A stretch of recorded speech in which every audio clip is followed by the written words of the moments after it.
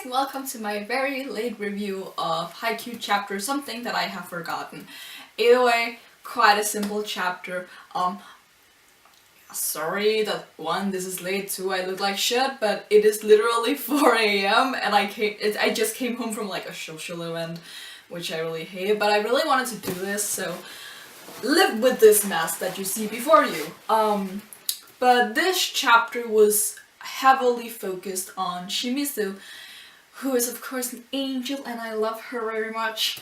And it's focused on her journey and how she became a manager and how she slowly became a part of this team. So even though she wasn't a player, she still cared for these people. They were all her teammates, and her job ended up being quite essential, even though that the Karasuno she joined had never had a manager. Like there wasn't a manager when she came there hadn't been for a long time.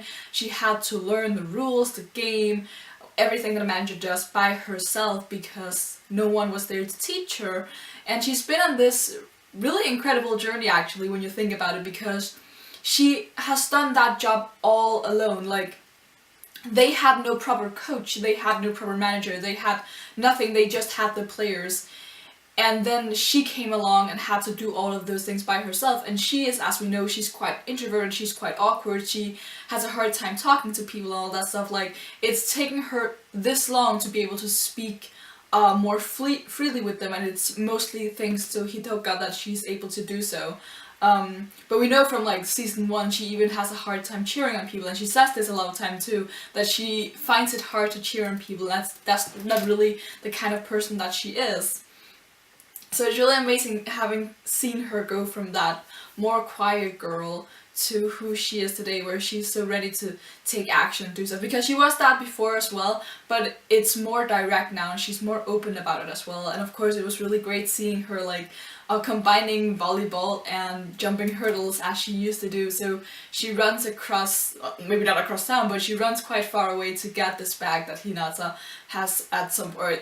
It was taken because exchange of bags, you know, all that stuff. But it was really nice. And then that panel, which is probably gonna be my thumbnail, of her jumping over the thing, and then just, that was really fucking great panel. I really liked it. Either way, it was just really nice to focus on her.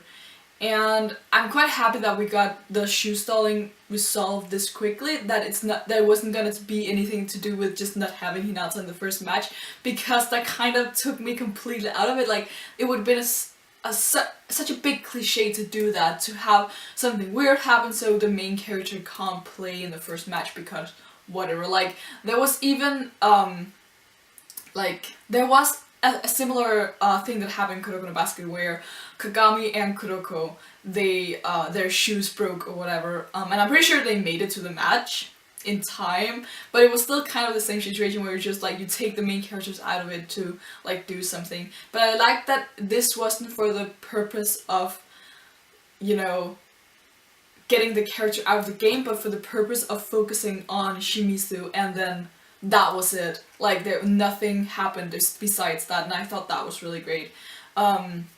We have some few moments before Shimizu says, like, I'm gonna go do this, with Yamaguchi apologizing and Hinata apologizing, and just Kageyama being like, well, do you have your cell phone, because we can just call it and see if anyone picks it up and stuff like that. So we had a few funny moments, and I just really like Yamaguchi's expressions throughout all of this, because before he spoke up, and even the last chapter as well, which I didn't mention, he has this kind of look of dread on his face because he was in charge of looking after the bags, and he looked away that one time, which is also sad in this chapter. Like, it must have been at that moment that it happened, because I was looking for after all these bags. So it's really nice to see, because he is that kind of, not a scaredy cat or like nervous like Hinata, but he tends to take blame for something that's not really his fault.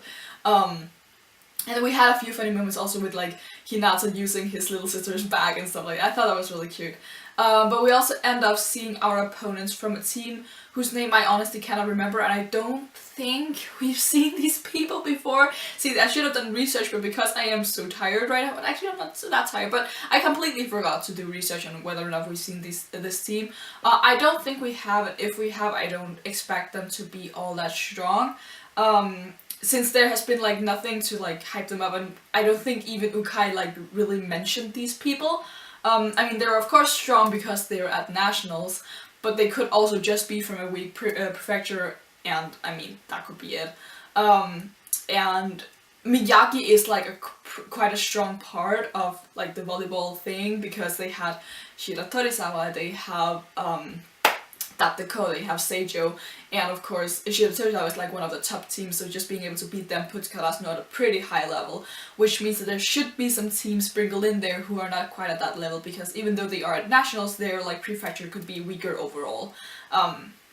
So I don't think the first match is gonna be an issue. I think mostly what they're gonna have to deal with in this match is just standing on this stage, because I don't even remember if it's this. I actually think it was the previous chapter where we have Daichi's inner monologue, or maybe he even says it out loud, where he's like, this is the orange card, we're finally here, or something like that, because that's like, that has been their goal. Because before I'm gonna do anime now, I think in season 1 their goal was solely to just get to nationals, and then at some point they declared that no, we're not just gonna get to that, we're gonna win at nationals, which I of course don't believe will happen, but it's of course good for them to not, because if they were just there and it was like, okay, now we've got our goal, there was of course not enough to drive them to then win the entire thing. And while I, again, don't think that will happen, it wouldn't really be interesting if they were just like, oh well, we met our goal now, so it's just all fun and stuff, which of course it still should be, but you know. So I don't think this match is gonna present too much of like a challenge. So I'm expecting most of the challenges to occur in this match to be internal within them, and maybe some like experiences and just some fun things.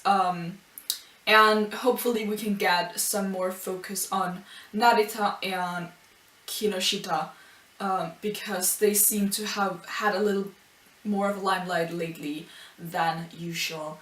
But I think overall that's what happened, because there was so much of Shimizu, which was really nice. I just really love that girl, she's amazing. And yeah, so I'm just gonna end it off here, because next time we're gonna get into an actual match, and I am expecting to have a lot to talk about then, but we'll see what happens. So yeah, for now, if you like anything that I said, you can leave a thumbs up on the video, leave in the comments below what you thought of this chapter, and if I missed anything, I guess, and you can subscribe if you want to see more of me. I know this is really short and stuff, but that's probably good too, so yeah, you can subscribe, and until next time, bye!